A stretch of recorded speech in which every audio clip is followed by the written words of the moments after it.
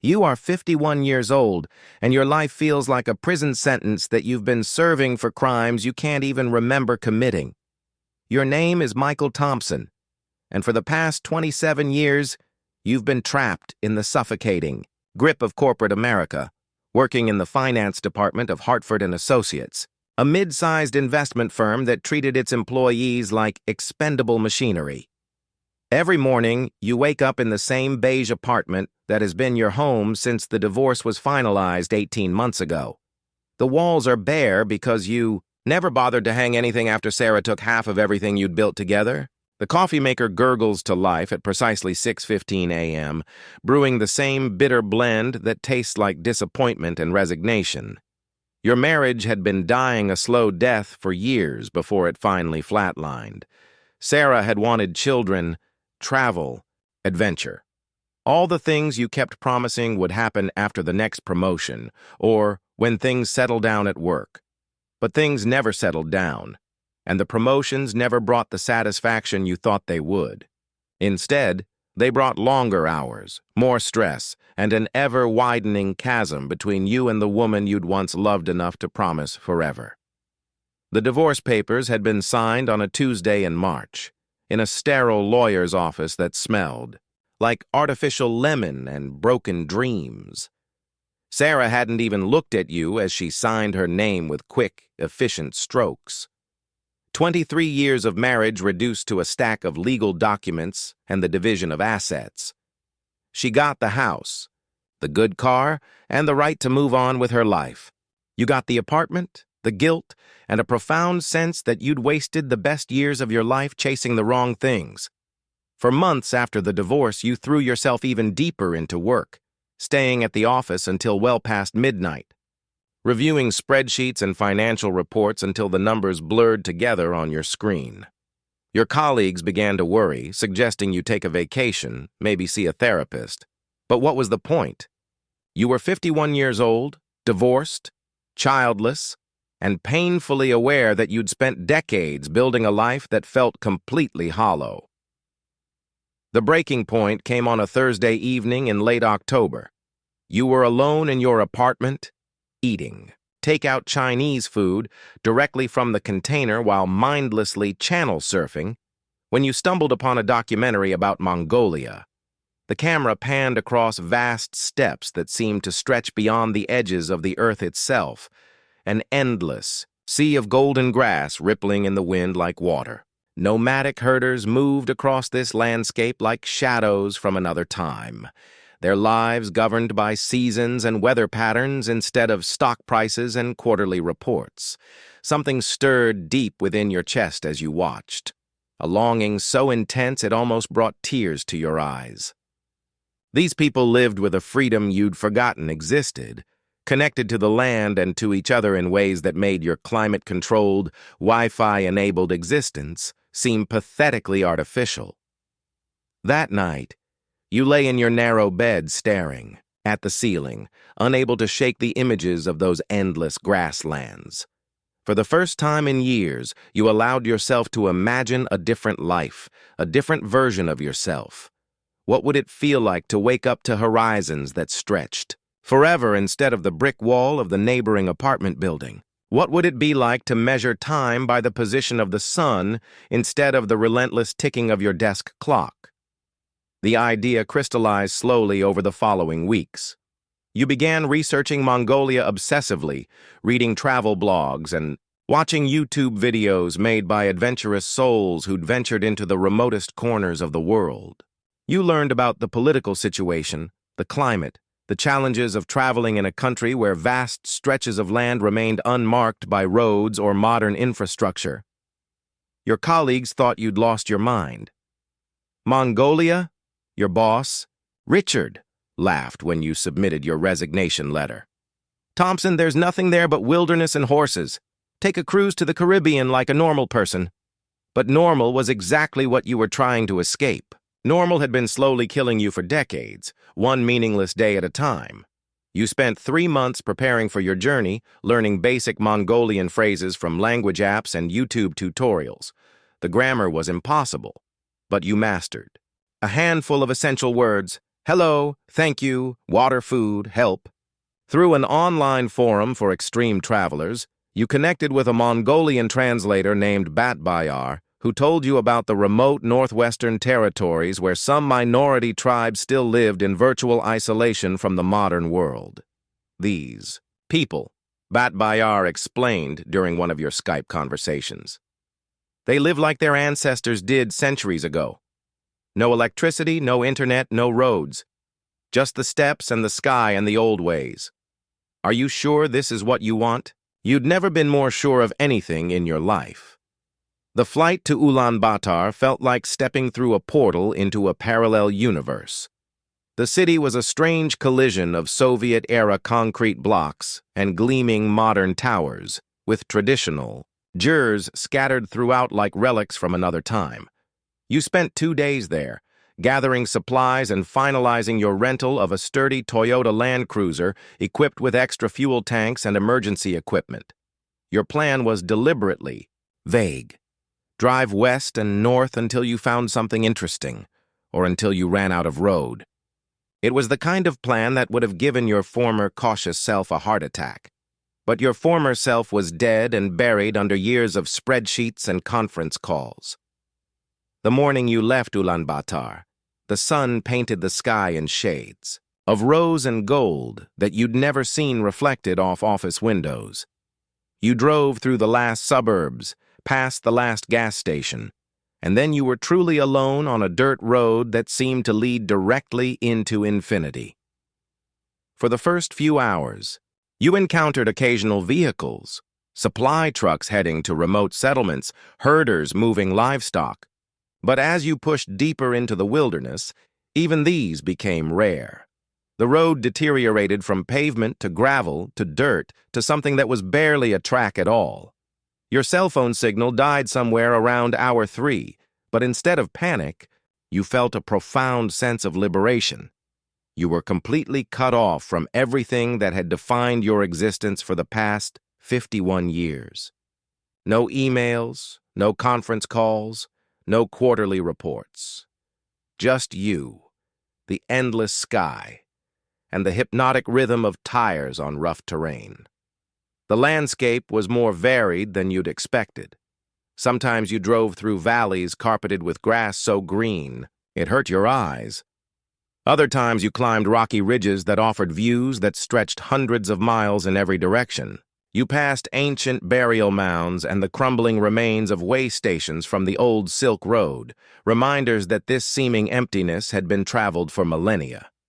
By late afternoon, the fuel gauge was showing less than half a tank, and you hadn't seen another vehicle in over 2 hours. The romantic notion of adventure began to give way to more practical concerns. You had emergency supplies, food, water, a satellite beacon for true emergencies, but the nearest settlement on your map was still hours away, assuming you could find it. Just as you were beginning to seriously consider the possibility of spending the night in your vehicle, you spotted something on the horizon, dark shapes that gradually resolved into a cluster of traditional jurs, the white felt tents that had sheltered nomadic peoples for thousands of years. Your heart hammered, with a mixture of relief and anticipation as you approached the settlement. 8 jurs were arranged in a loose circle around a central area where livestock grazed. Smoke drifted from several chimneys, and you could see people moving about their daily tasks. As you parked your Land Cruiser at what seemed like a respectful distance, curious faces began to appear. Children peeked out from behind their mothers' dells, the traditional Mongolian robes that seemed perfectly suited to this harsh environment. Men emerged from the jeers, their weathered faces showing the wariness that comes from living in isolation. You took a deep breath, stepped out of your vehicle, and attempted your first greeting in Mongolian. Your pronunciation was undoubtedly terrible, but the effort was appreciated. The wariness on their faces softened into something approaching amusement, and several people gestured for you to come closer.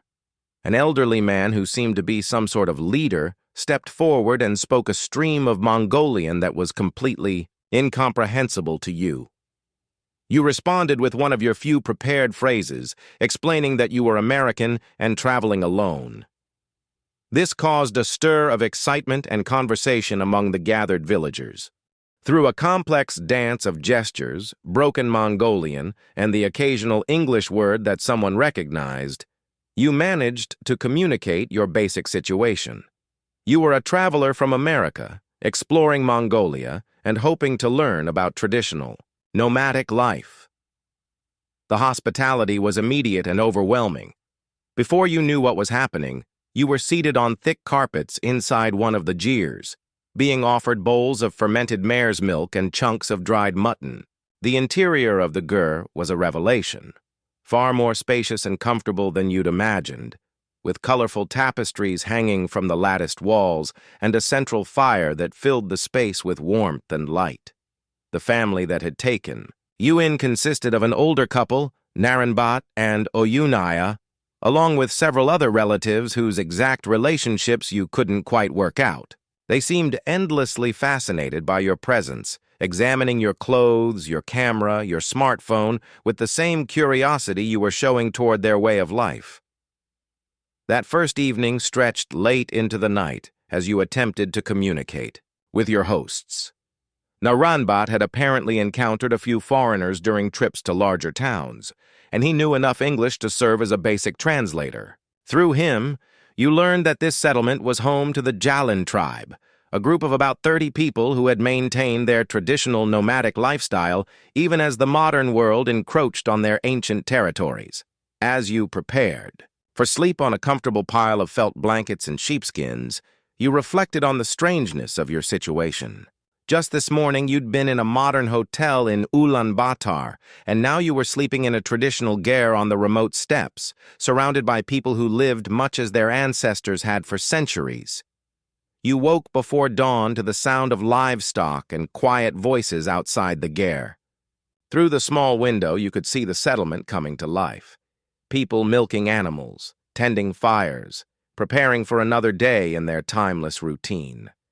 For a moment, you lay still, trying to process the reality of where you were and what you were doing. After a breakfast of milk tea and dried cheese, you were invited to explore the settlement. Narenbat and several others seemed eager to show off their way of life to their exotic visitor. You watched in fascination as they demonstrated the daily tasks that kept their community functioning, herding sheep and goats, maintaining the jers, processing dairy products, and preparing for the seasonal migration that would take them to winter pastures.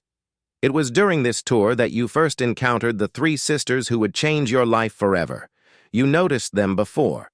You were introduced, 3 young women working together to repair a section of fencing near the animal pens. They moved with an easy coordination that spoke of years of shared labor, but each had a distinct presence that drew your attention. The first, who you later learned was named Tsagan, appeared to be the leader of the group. She was 22 years old, with the kind of quiet authority that comes naturally to some people. Her dark hair was braided in an intricate pattern that spoke of both practicality and pride, and she moved with the confident grace of someone completely at home in her environment. When she looked up and caught you watching, her gaze was direct and assessing, neither shy nor bold, but simply confident. The second sister, Saikan, was 23 and possessed an energy that seemed to light up the space around her. Where Chagan was measured and controlled, Saikan was animated and expressive. Her hair caught the morning sunlight as she worked, and when she noticed your attention, she flashed a smile that was both welcoming and mischievous. She said something to her sisters that made them all laugh, and you had the distinct impression that you were the subject of their amusement. The third sister, Altani, was 24, but seemed almost ethereal in her beauty. She was quieter than her sisters, working with a focused intensity that spoke of deep concentration. When she finally looked up and met your eyes, you felt something shift in your chest, a recognition that went beyond language or culture. Her smile was gentle and somehow knowing, as if she could see something in you that you weren't even aware of yourself. Oyuna, the older woman who had hosted you the night before, noticed your interest and approached the sisters. She spoke to them in rapid Mongolian, gesturing toward you and clearly making introductions. The three women set down their tools and approached with the natural hospitality that seemed to characterize the entire community. Tsagan spoke first, offering a formal greeting in Mongolian that you attempted to return.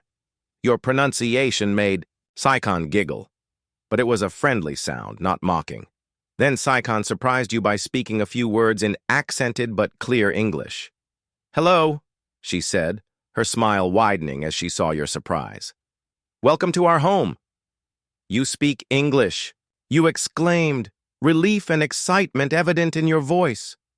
"Little bit," she replied modestly.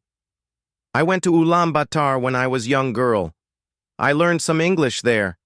This revelation opened up new possibilities for communication, and you found yourself drawn into conversation with the sisters." Chagan spoke almost no English, requiring Saikan to translate, but her intelligence and humor came through clearly in her expressions and gestures. Altani said very little, but her presence was somehow the most powerful of the three. When she did speak, even in Mongolian, her voice had a musical quality that made you want to hear more.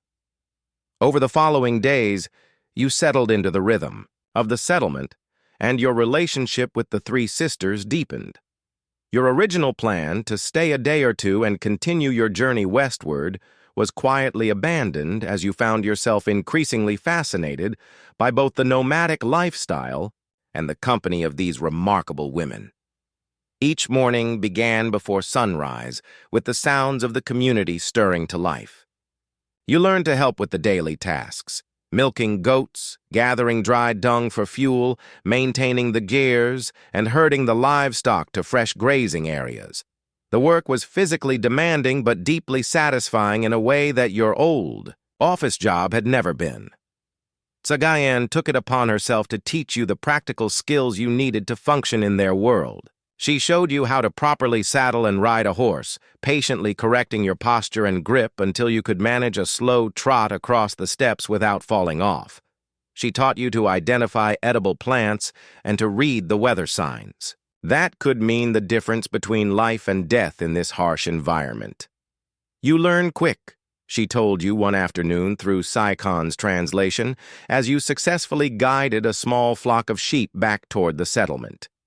"But you still ride horse like bag of grain." Her comment, delivered with a perfectly straight face, made you laugh so hard you nearly did fall off your horse. Saikon became your window into the culture and traditions of the Jaleen people. She peppered you with questions about America, fascinated by every detail of your former life. She wanted to know about cities with millions of people, about flying in airplanes, about the internet and smartphones, and all the technological marvels that she'd heard about but never experienced. "Show me pictures of New York," she would demand, scrolling through the photos on your phone with wide-eyed wonder. "Is it true that buildings are so tall they touch the clouds?" In return, she shared stories of her people's history, their seasonal migrations, their ancient traditions. She told you about the harsh winters when temperatures could drop to 40 below zero, and the brief, glorious summers when the steppes exploded with wildflowers and life.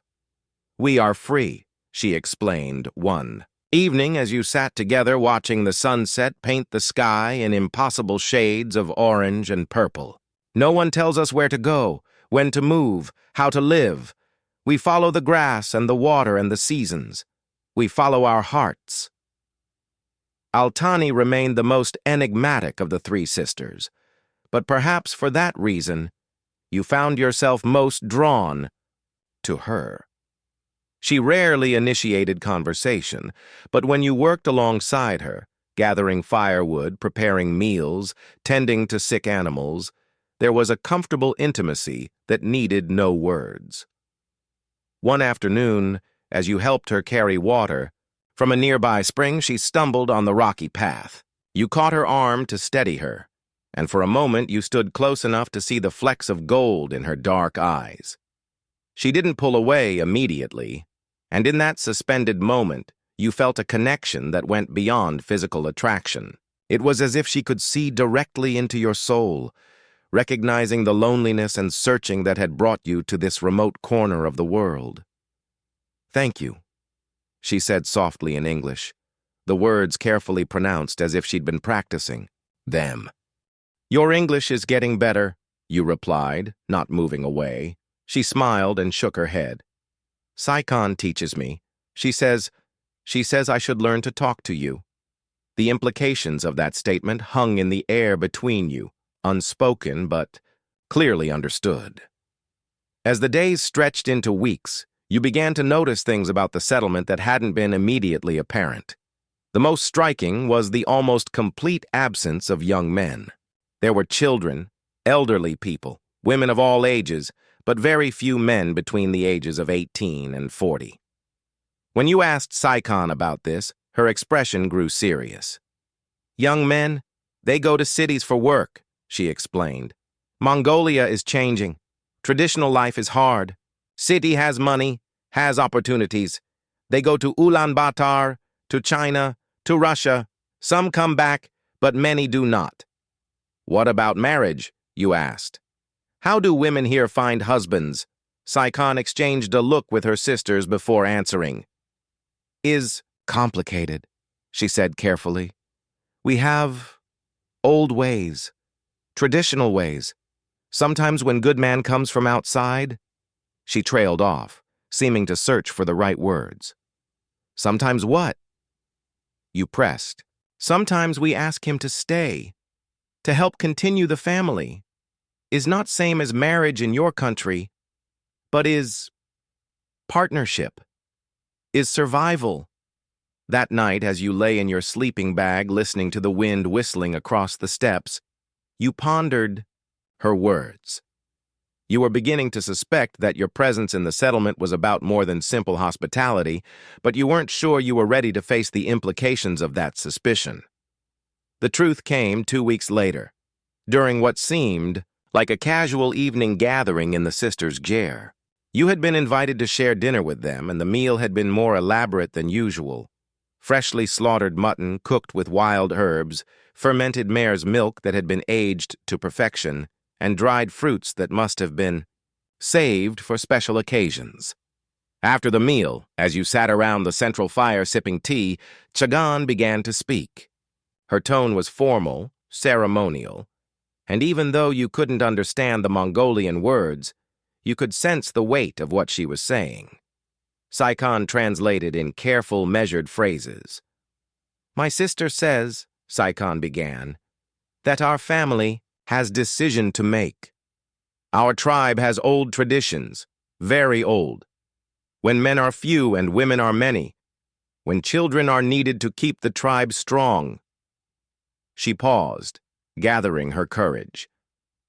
"Sometimes 3 sisters will choose one good man to father their children." Your teacup froze halfway to your lips. "All 3? You managed to ask. Saikan nodded gravely. "Is our way. Has been our way for many generations. When right man comes, when stars are favorable, 3 sisters may choose together. Children belong to mothers, to tribe. Man can stay if he chooses, or he can go. No obligation except to plant the seed." Chagan spoke again, and Saikan continued translating. "She says we are the last unmarried sisters of the right age in our tribe. If we do not have children soon, our family line will end. Our part of the tribe will disappear." Altani, who had been silent throughout the meal, finally spoke. Her words were soft, but they carried an intensity that made you lean forward to hear Saikan's translation. She says we have all 3 chosen you. We have watched you work, seen your kindness, your strength. We have decided you are the one we want to father our children." The ger fell silent, except for the crackling of the fire and the distant sound of wind and animals outside. You stared at the 3 women, their faces illuminated by the flickering flames, and tried to process what you'd just heard. "This is really a thing?" you asked. "This actually happens?" "In old times was common," Saikan replied. "Now is rare, but sometimes necessary. We cannot force you. Choice is yours. But we hope you will consider. You set down your teacup with shaking hands. I need time to think about this. Of course, Chagan said through Saikon's translation. Is big decision. Take all time you need. But know that we have all agreed. If you say yes, we will all be your wives in the traditional way.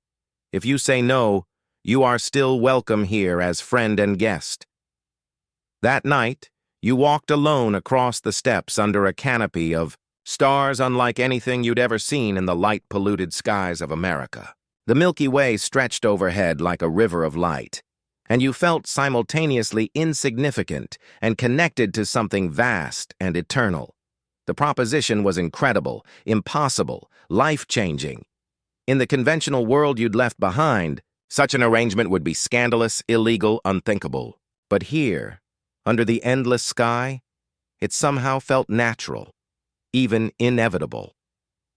You thought about your old life, the empty apartment, the meaningless job, the profound loneliness that had driven you to this remote corner of the earth. You thought about Sarah, who had wanted children and adventure and had settled for neither. You thought about the decades you'd wasted pursuing goals that had brought you no real satisfaction. And you thought about Sagan's quiet strength, Saikon's infectious joy, and Altani's deep, gentle spirit. You thought about the possibility of children, of continuing a way of life that stretched back centuries, of becoming part of something larger than yourself. Over the following days, each sister approached you separately to share her thoughts about the proposal. Sagan found you one evening as you were checking your vehicle, ostensibly to ensure it was still in working order, but really because you needed a connection to your old life, to the possibility of escape if this all became too overwhelming. Saikan tells me you are uncertain, she said through careful translation. I understand. In your country, men have one wife, yes? Here is different. Here we think about survival, about family, about continuing the old ways. She gestured toward the settlement, where cooking fires were beginning to twinkle in the gathering dusk. My grandmother had 5 sisters. They all chose same man because he was strong, because he could provide, because he understood our ways. They raised their children together, shared the work, shared the joy, was good life.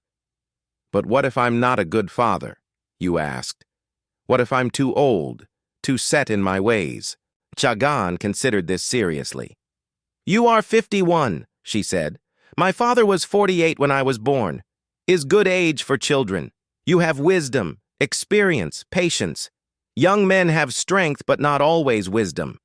And if I wanted to leave someday, if I needed to go back to America, then you go, she replied simply. Children belong to mothers, to tribe. You give them life, we give them upbringing. But, she paused, seeming to search for the right words. But we hope you stay. We hope you want to be real father, not just seed giver. Saikon's approach was more direct and emotional. She found. You one afternoon as you were practicing your horseback riding, still struggling to achieve anything resembling competence. You are thinking too much, she announced, settling beside you on the hillside where you'd stopped to rest. Always I see you thinking, like your mind is big knot that cannot be untied. It's a complicated situation, you replied. No, she said firmly, is simple. You are lonely, man. We are lonely women. You want family? We want family. You want children? We want children. You want home? We give you home. She gestured expansively, at the landscape around you. All this can be yours. All this can be ours together. In America, people would think it was crazy, you said. Saikon laughed. America is very far away. Here is here. Here we make our own rules, follow our own traditions.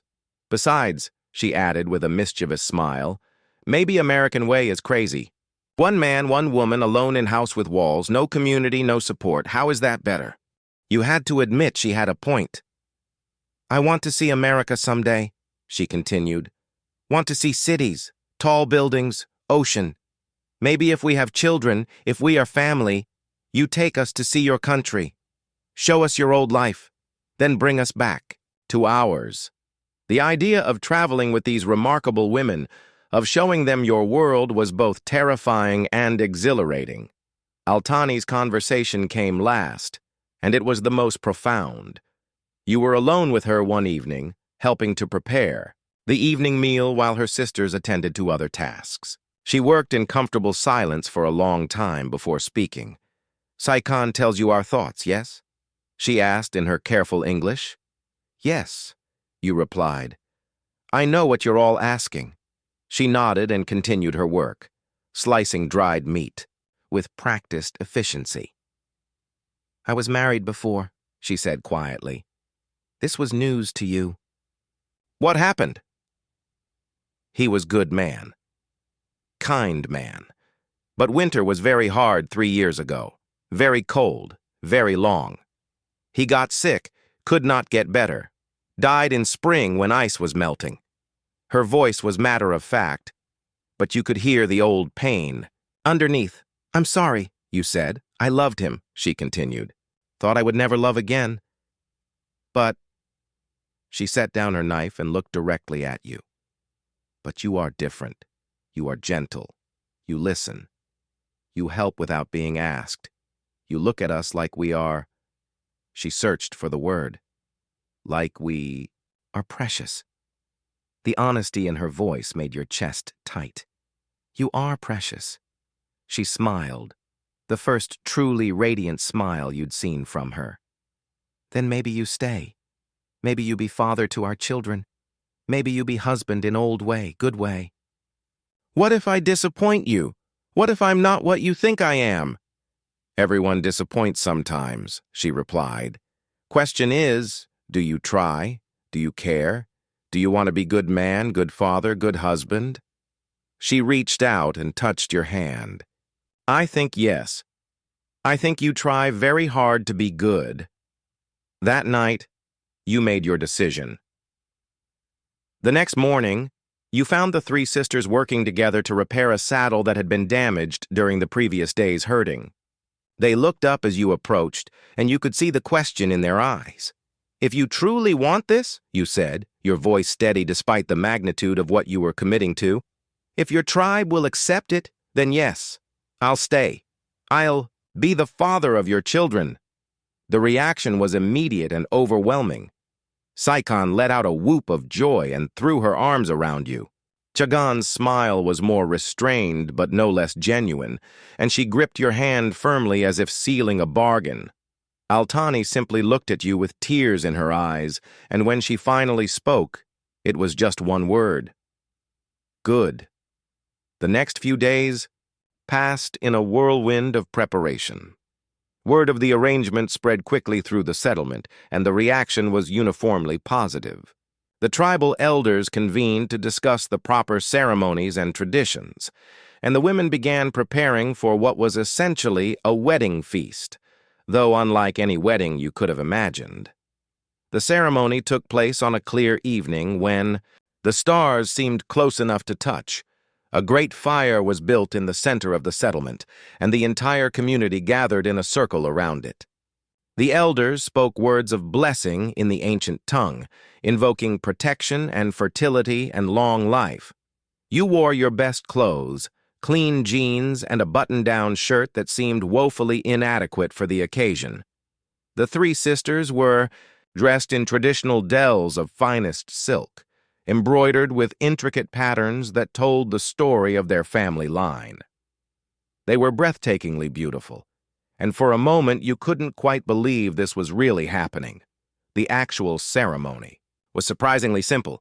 The eldest of the tribal leaders spoke a blessing over you and the sisters, and then you were given a ceremonial cup filled with fermented mare's milk that had been aged for the occasion.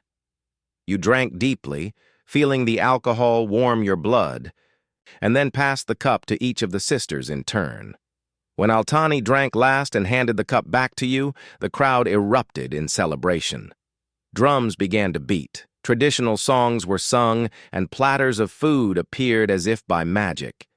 You found yourself swept into a celebration that felt both ancient and timeless, a ritual that connected you to centuries of human experience. As the evening progressed and the celebration continued around you, you were gradually led away from the central fire toward a jeer that had been specially prepared for your new family. It was larger than the others, divided into sections that would provide both communal space and privacy. The sisters followed you inside, and for the first time, since your arrival in the settlement, you were truly alone with them. The reality of your situation hit you like a physical force. You were now married, in the traditional sense, to 3 remarkable women who expected you to father their children. "Are you nervous?" Saikan asked, noticing your expression. "Terrified," you admitted. Sagan spoke in Mongolian, and Saikan translated with a smile. "She says fear is normal. All important things begin with fear." Altani moved closer to you and placed her hand on your chest. "We will be patient," she said in her careful English. "We will learn together." And so began the most extraordinary period of your life. The first few weeks of your new marriage were a delicate dance of adjustment and discovery.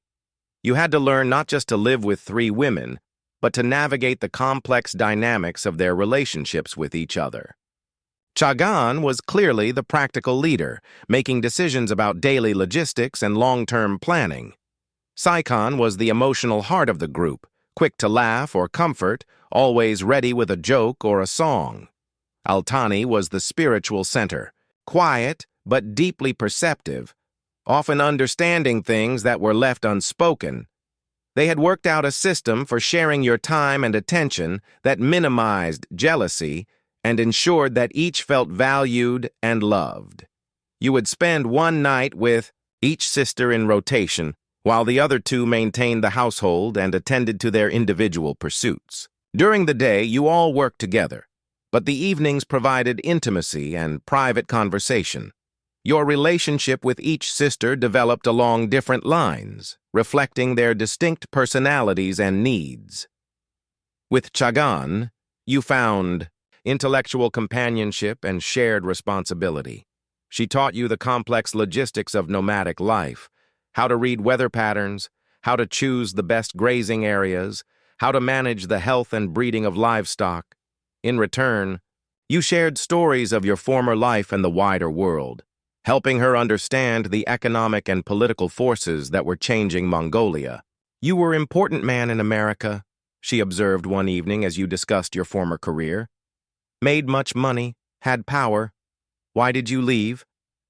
"Because I wasn't really living," you replied. "I was just existing, going through motions. There was no joy, no connection, no purpose beyond making more money that I didn't really need." She nodded thoughtfully.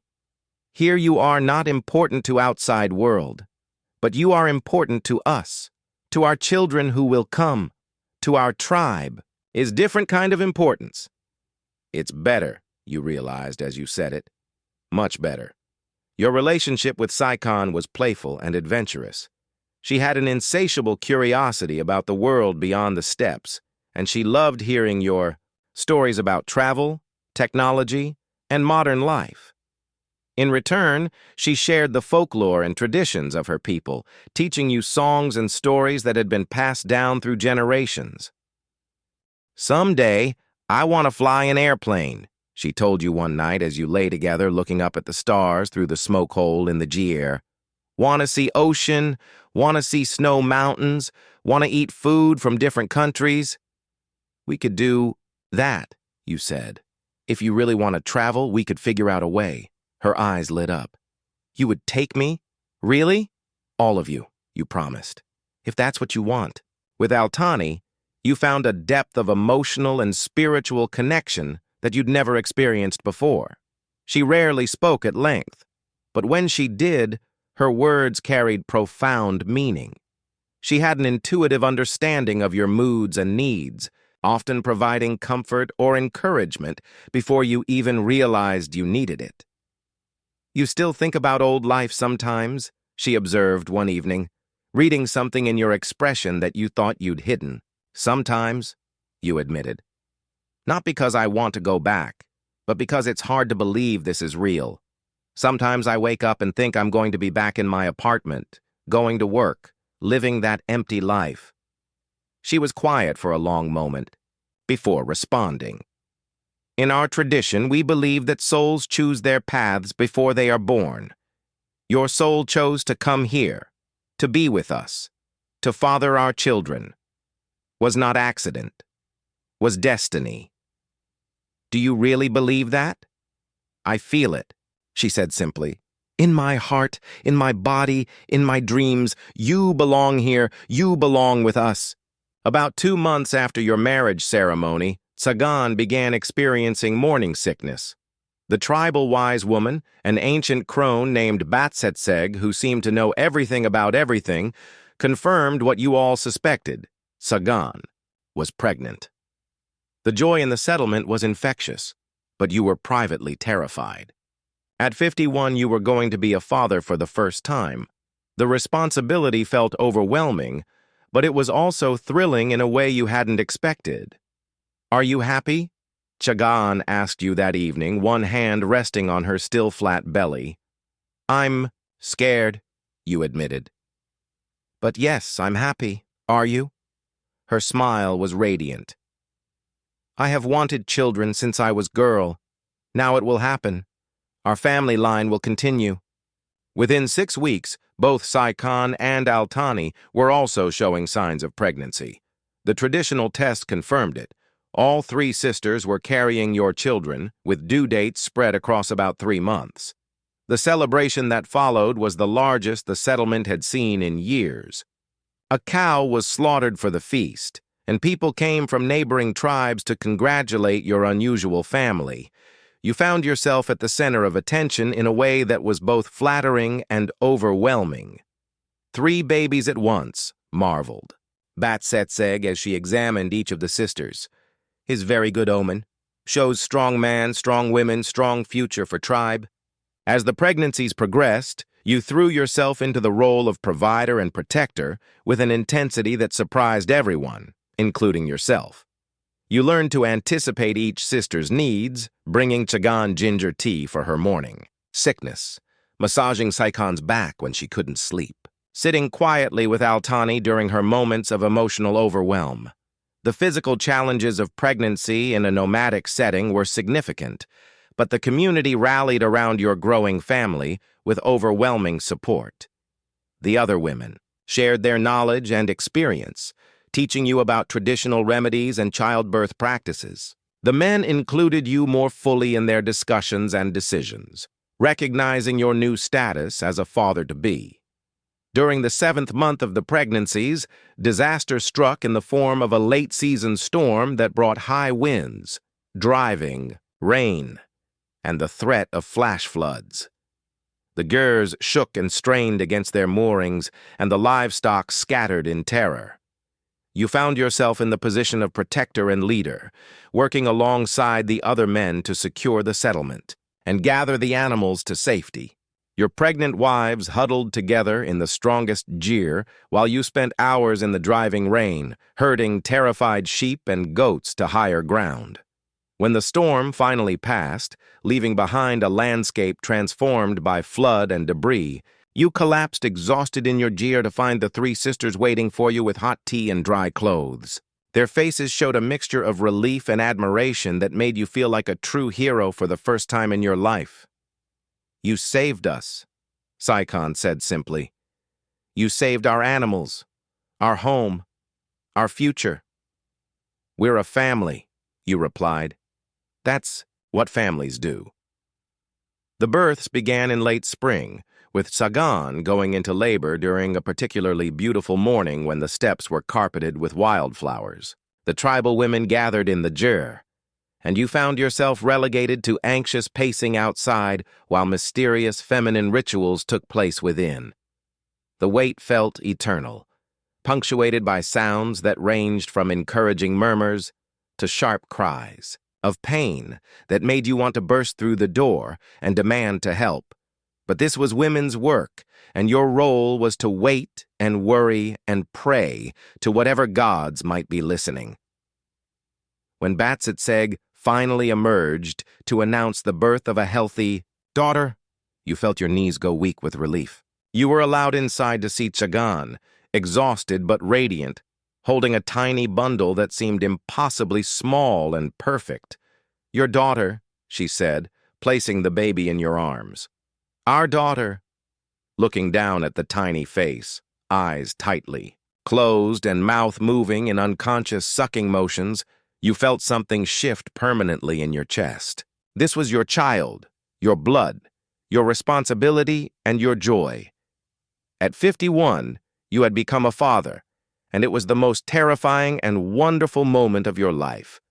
Saikon's labor came 3 weeks later, and this time you were slightly more prepared for the ordeal of waiting and worrying. Her delivery was more difficult than Chagan's, lasting through the night and into the following afternoon. When her son finally arrived, his lusty cries could be heard throughout the settlement. "He has strong lungs like his father," Saikon joked weakly as she placed the baby in your arms. "Always making noise, demanding attention. Your son was bigger than his sister had been, with a shock of dark hair and an expression that already seemed to show determination." Holding him, you marveled at the genetic lottery that had produced 2 such different children from the same father. Altani's birth was the most challenging of the 3. Labor began normally but progressed slowly, and as hours stretched into a full day, the tension in the settlement became palpable. Batsetseg's usual confidence seemed shaken, and you caught worried murmurs among the women that suggested complications. You paced frantically outside the ger, torn between respecting the traditions that kept you away from the birth and your desperate need to be with Altani during her struggle. Finally, as another night fell and her labor entered its 2nd day, you made a decision that shocked the community. "I'm going in," you announced to the assembled women. "She's my wife, and I should be with her." There were gasps and protests, but something in your expression must have convinced them not to try to stop you. You pushed through the door of the ger to find Altani pale and exhausted, her breathing shallow and irregular. "I'm here," you said, taking her hand. "I'm not leaving." Your presence seemed to give her new strength, and within hours of your arrival, your 2nd daughter was born. She was smaller than her siblings, but perfectly formed, with an alert expression that seemed to take in everything around her. "She waited for you," Altani whispered, as she placed the baby in your arms. "She wanted her father to be here." With 3 children born within 3 months of each other, your life became a whirlwind of feeding, changing, soothing, and protecting. The nights were particularly challenging, as the babies seemed to take turns waking up, ensuring that someone was always crying just as another had finally fallen asleep. But the sisters worked together with an efficiency born of deep love and shared purpose. They had developed a system for taking turns with night duties, and they included you fully in the care of all 3 children, regardless of which sister had given birth to each one. "They are all our children," Chagan explained when you wondered, aloud about the lack of possessiveness among the sisters. "Your children are my children. My children are your children," is how family works. During the day, while the sisters tended to the babies, you threw yourself into the work of providing for your expanded family. You became skilled at herding, at reading weather patterns, at all the practical arts of nomadic survival. The other men in the tribe accepted you fully now, recognizing your commitment and your growing competence. In the evenings, when the daily work was done, your ger became a haven of warmth and love. You would sit with the sisters and your children, marveling at how quickly the babies were growing and changing. Each had developed a distinct personality. Tsagan's daughter was serious and observant, Saikon's son was energetic and demanding, and Altani's daughter was gentle but alert, seeming to watch everything with wise eyes. "Sometimes I can't believe. This is my life," You confided to the sisters one evening as you held your son while his sisters slept nearby. Is good life? Saikan asked. It's the best life I never knew I wanted, you replied honestly. As the children grew from infants to toddlers, new challenges and decisions arose. The question of education became increasingly important. While the tribal traditions were valuable and should be preserved, you also wanted your children to have opportunities in the modern world. We should think about moving closer to a town, you suggested during one of your family councils. Not abandoning the nomadic life entirely, but maybe spending part of each year where the children can attend school. The sisters had mixed feelings about this. Chag'an worried about losing their connection to traditional ways. Saikan was excited about the possibility of experiencing more of the world. Altani, as usual, was thoughtful and balanced in her response. Children need both, she said. Need to know where they come from, but also need to know where they can go. You began making periodic trips to the nearest town, establishing relationships with local officials and exploring options for documentation and education. The logistics were complex: birth certificates, identity papers, school enrollment procedures that were designed for conventional families, not nomadic polyamorous arrangements, but gradually you worked out solutions. The children were officially registered as citizens of Mongolia, with you listed as their father and their mothers listed according to traditional naming conventions. You opened a bank account and began setting aside money for their future education and opportunities. You are thinking like father now, Chag'an observed approvingly. Not just like man who made babies, but like father who wants good future for children. The years that followed established a rhythm that blended traditional nomadic life with strategic connections to the modern world. You spent the harsh winter months in or near the town, where the children could attend school and receive medical care. During the warmer months, you returned to the steppes with the tribe, teaching your children the traditional skills and values that had sustained their ancestors for centuries. Your relationship with the three sisters deepened and evolved as you faced the challenges of parenthood together. The initial passion of your unusual courtship gave way to something deeper and more sustainable, a partnership based on shared responsibility, mutual respect, and genuine love for the family you had created together.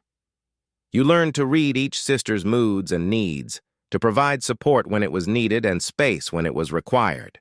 You became skilled at managing the complex dynamics of a household with 3 adult women and 3 growing children, mediating disputes and celebrating successes with equal dedication. The children thrived in their unique environment, growing up trilingual, Mongolian, English, and some Chinese from trading contacts, and bicultural. They were equally comfortable riding horses across the steppes and using computers in the town school. They understood both the value of ancient traditions and the opportunities offered by the modern world. They are special children, Batsetseg observed when your son successfully completed his first solo herding expedition at age 7, while his sisters demonstrated their reading skills in 3 languages. They belong to both worlds, will be strong leaders for their generation. As your children entered their teenage years, the question of their future became more pressing. Would they choose to continue the nomadic life, or would they be drawn to the cities and opportunities of the wider world? You and the sisters discussed this often, knowing that ultimately the decision would have to be theirs. Whatever they choose, you told your family during one of your evening councils, they'll be prepared. They know who they are, where they come from, and what's possible for them. That's the best gift we can give them. Sometimes, in quiet moments, you reflected on the incredible journey that had brought you to this point. A middle-aged, divorced American businessman had somehow become the patriarch of a Mongolian nomadic family, the father of 3 remarkable children, and the husband of 3 extraordinary women who had chosen to build a life together based on love, tradition, and mutual support. Your old life felt like something that had happened to someone else in another lifetime. The empty apartment, the meaningless job, the profound loneliness. It all seemed impossible now, given the richness and complexity of your current existence. Do you ever regret it? Saikan asked you one evening as you sat together watching. The sunset paint the steps in shades of gold and crimson. Do you ever wish you had stayed in America, lived normal life? You considered the question seriously, looking around at your family. Tsagan teaching your daughters to weave, Altani helping your son with his homework. The GR filled with the sounds of laughter and conversation and life. Never, you said with absolute certainty. This is exactly where I'm supposed to be. And as the stars emerged overhead, bright and infinite in the clear desert air, you knew that whatever challenges the future might bring, you would face them together with the family you had found in the most unlikely place imaginable. You had discovered that love and belonging could take forms you never could have imagined, and that sometimes the greatest adventures began not with careful planning, but with the courage to step into the unknown and trust that the path would reveal itself as you walked it. Your story was far from over. Your children would grow up and make their own choices. Your relationship with the sisters would continue to evolve, and the world around you would keep changing in ways both predictable and surprising. But you had learned that happiness didn't depend on having all the answers or controlling all the variables. It depended on being present for the life you were actually living, rather than the life you thought you were supposed to want. Deep in the heart of Mongolia, under a sky filled with more stars than you had ever imagined possible, you had found your home.